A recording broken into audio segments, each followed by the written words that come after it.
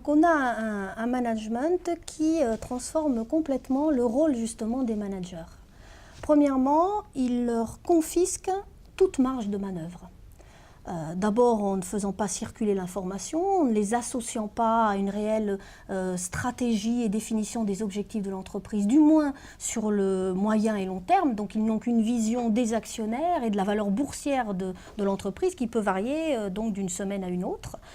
Donc ils ont une invisibilité finalement de la stratégie de l'entreprise. Or ils doivent justement expliciter cette stratégie et aller effectivement à mener l'équipe, avoir une dynamique d'équipe autour d'une stratégie qui est invisible. On devrait participer à l'élaboration, en réalité on fait redescendre des décisions ou remonter des choses, donc on est vraiment à cette interaction un peu difficile. On se demande des fois si on nous justifie quelque chose avec des arguments de fond uniquement pour des raisons d'économie et de mégotage. Et donc après, nous on est dans une situation compliquée quand il faut en discuter avec l'équipe, animer, discuter avec les gens. Non seulement on n'associe pas les managers, mais en plus c'est un management qui est beaucoup plus intéressé, non pas parce que pensent finalement les managers, quel est leur avis sur les objectifs, sur la stratégie. Ça n'intéresse plus du tout les directions. Mais on a un management qui est beaucoup plus intéressé à éviter toute divulgation publique d'éventuels désaccords de ces managers. Et là, on a un management qui est coercitif. On a l'épée de Damoclès, ce devoir de loyauté, dit de loyauté qui permet de licencier, pas seulement de mettre au placard, mais de licencier des managers aujourd'hui parce qu'il y a la perte de confiance vis-à-vis de l'entreprise, parce qu'ils se sont permis à un moment donné de dire à leur équipe de travail ou au collectif de travail « j'étais pas d'accord avec telle directive, ben voilà, il faut l'appliquer ». Rien que le fait de dire publiquement qu'ils ne sont pas d'accord, ça c'est la porte. C'est la mise au placard, c'est le harcèlement. Voilà. Donc on a vraiment cette coercition chez les managers qui fait que petit à petit, ils prennent plus de risques. Voilà. Et la prise de risque, c'est-à-dire qu'ils vont stériliser eux-mêmes leur propre esprit critique et ils vont stériliser finalement toute l'innovation possible au niveau du collectif de travail. Et c'est ça aujourd'hui une des causes des impasses managériales et de la souffrance des managers et bien évidemment par ricochet la souffrance des managers. J'avais été recrutée pour faire des tableaux de bord. Et le PDG de la filiale m'avait demandé, via ma hiérarchie, de rectifier certains chiffres. Donc, innocemment, j'ai demandé, je rectifie les chiffres, quitte à ce que ces chiffres soient faux. Et alors là, ça a été, j'ai signé mon arrêt de mort en faisant ça, quoi. Enfin, c'est clair que ce qui est décidé est difficilement critiquable. On dit que la liberté s'arrête à la porte de l'entreprise. Et pour le cadre, c'est encore plus vrai dans la mesure où les marges de manœuvre, encore une fois, n'existent quasiment pas. Elles sont même négatives, on peut même conclure à ça. Et aussi par rapport au fait que le cadre qui se retrouve à avoir à porter un projet de la direction et à être responsabilisé par rapport à ce projet de la direction, eh bien, il n'a pas à dire son mot par rapport à ça. Et il faut aussi savoir qu'en amont, il n'a pas participé à la définition de la stratégie et du contenu du projet qui découle de cette stratégie qui est mise en œuvre. Donc de ce côté-là, il est pieds et poings liés. Il faut s'auto-censurer, soi-disant. C'est pas une bonne façon de travailler. D'ailleurs, en psychanalyse, ça s'appelle le double bind, où on se censure soi-même et on fait une chose, on dit une chose et on fait le contraire. Donc ça crée une souffrance aussi. Ils sont en fait, l'injonction paradoxale, c'est le fait de donner des ordres contradictoires sur des registres différents. Donc précisément, c'est ce qui rend fou. On leur demande d'être le nez dans le guidon et en même temps d'être en permanence dans une position de recul sur les choses. On arrive à une situation où on demande l'impossible. On demande l'impossible parce qu'il n'y a pas les moyens qui sont mis en face des objectifs à tenir. Et comme en plus, il n'y a pas de discussion sur le contenu des objectifs, eh bien, il y a encore au moins une discussion sur les moyens pour atteindre ces objectifs. L'eurolationnel, dans le Wall Street Management, l'outil du cash, il n'y en a pas. Le relationnel, c'est une perte de temps. Le Wall Street Management, c'est une vraie machine de guerre, quoi. C'est pire que l'armée, c'est pire que du caporalisme, quoi. Voilà. Donc il n'y a pas de lieu, d'ailleurs, il confisque tout lieu où on peut échanger des idées. Parce que qui dit échange des idées, dit à nouveau discuter sur des nouveautés, voire contester, voire libérer l'espace d'expression qui peut être critique aujourd'hui. Mais la critique fait avancer. Cette méthode, on va dire, un peu à l'ancienne, qui consistait à discuter avec l'équipe de travail de ce qui n'allait pas, de pourquoi ça n'allait pas et potentiellement des solutions qu'on pouvait apporter, existe de moins en moins. Ça ne veut pas dire que plus personne ne le fait, ça veut dire que l'espace qu'on peut y consacrer, quand les gens le font, ils le font en fait à leur détriment. Ça veut dire que pour eux, ça va être un temps de travail supplémentaire. Alors effectivement, quand on est cadre autonome, on ne badge pas, donc d'une certaine manière, ça devient presque un travail invisible.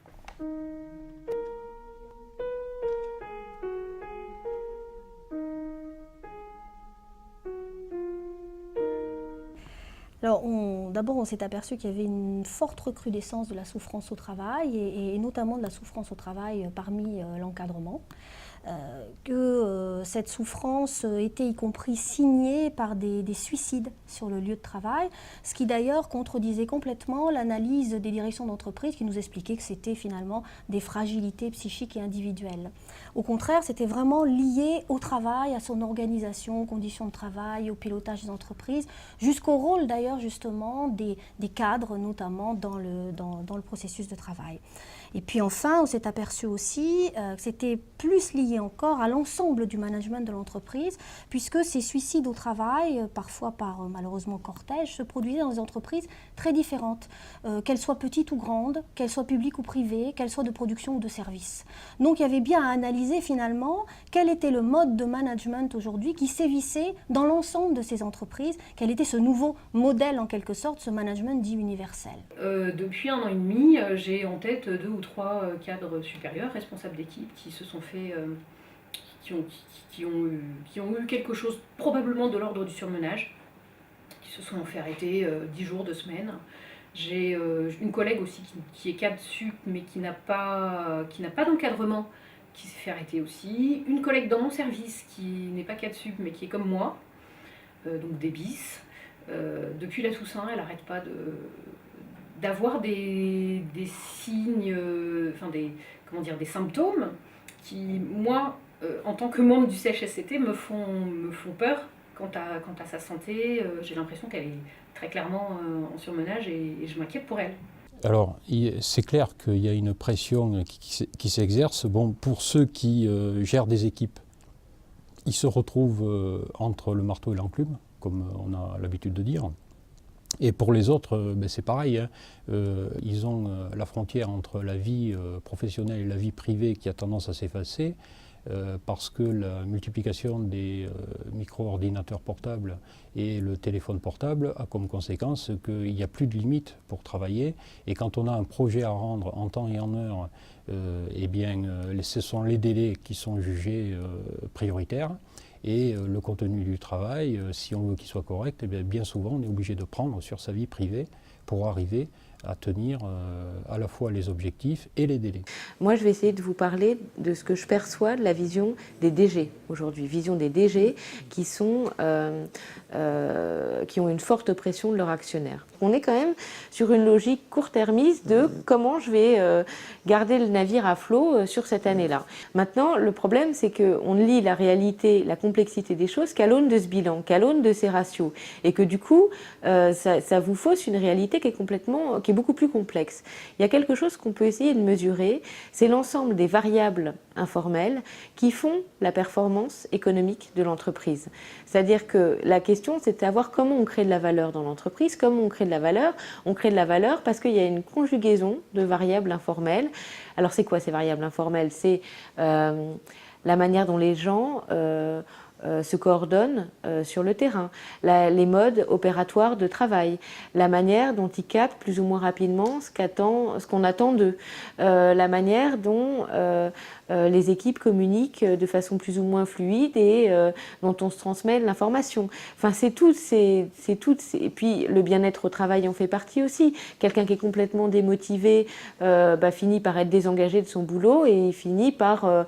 il n'a plus la niaque, quoi. Donc, il va faire le strict minimum. Les compétences qui ne sont pas sollicitées dans le cadre du travail, je me débrouille pour les mettre à profit ailleurs. Et puis tout l'aspect humain que j'aurais espéré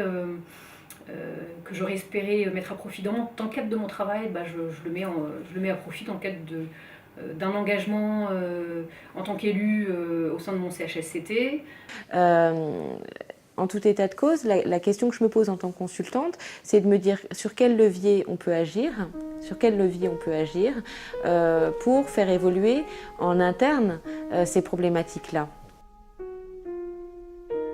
La première pratique, c'est de comprendre le travail, mais pas forcément de le comprendre d'une manière théorique, mais de savoir quels sont les espaces qui existent et de savoir que quand on prévoit quelque chose, la seule chose qu'on peut prévoir avec certitude, c'est l'imprévisible. C'est-à-dire qu'il y aura de l'imprévisible et qu'on ne peut pas le connaître, mais qu'il faut lui laisser sa place. Il nous faudrait un management qui soit beaucoup moins technocratique, donc beaucoup plus assis sur la réalité du travail. Et quand on assoit la réalité du travail, il nous faudrait un management qui revalorise la technicité et l'expertise face à la prégnance du tout-gestion aujourd'hui. On a vraiment besoin de cette reconnaissance d'expertise et de technicité. Je pense qu'il faut respecter le savoir de chacun et que c'est la mise en commun et la mise en débat de ces connaissances qui permet de trouver les solutions. Les choses ne sont plus tangibles, on a besoin de savoir plein de choses, l'information devient très importante, les choses ne se touchent pas des mains, ne se voient pas forcément, et donc il y a énormément de besoin de donner du sens à ce qu'on fait, pas forcément du sens au sens de la stratégie, au sens de la descente pyramidale, mais de comprendre où se situe le travail des uns et des autres. Déjà, c'était une grande question dans le travail ouvrier de comprendre ce qui se fait avant et après l'atelier. Mais alors aujourd'hui, avec les exigences nouvelles de la révolution informationnelle, c'est vraiment quelque chose qui est décisif et on devrait aussi avoir une réflexion là-dessus. Je crois que d'abord, il faudrait qu'on ait un management qui réhumanise l'entreprise aujourd'hui. Il faut que la personne ait un espace où elle puisse dire, voilà, en ce moment, ça ne va pas très bien pour moi, même si elle ne dit pas pourquoi, et qu'on puisse trouver une organisation qui tienne compte de cette réalité, parce que c'est une réalité. Moi, je ne connais pas d'être humain qui soit au mieux du 1er janvier au 31 décembre. C'est pas vrai, ça n'existe pas. Vous essayez de prendre tous les indicateurs qui montrent qu'il y a des dysfonctionnements organisationnels ou managériaux dans l'entreprise ou de climat social, et ça vous permet de dire, vous voyez, à cause de ça, vous avez eu une moindre performance. Donc finalement, c'est pas si compliqué de le démontrer. Libérer la parole des cadres, c'est l'objectif. Mais il est clair que pour libérer la parole des cadres, il y a besoin d'avoir une organisation syndicale forte qui soit un outil à leur disposition pour permettre cette expression et cette libération de la parole.